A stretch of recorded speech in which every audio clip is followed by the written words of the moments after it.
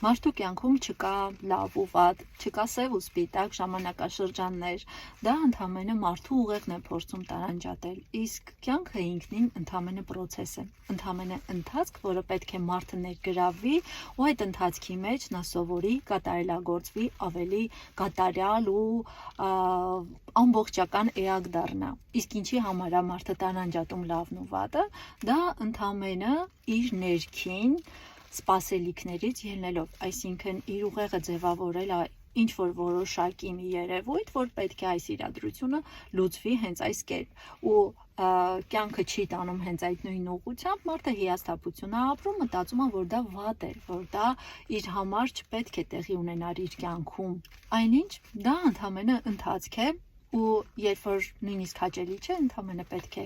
դասերը վերցնել, հասկանալ, անցնել առաջ եւ բոլոր իրավիճակներում պետք է տեսնել միայն դրականը, թե ինչի համար է դա տրված մեզ։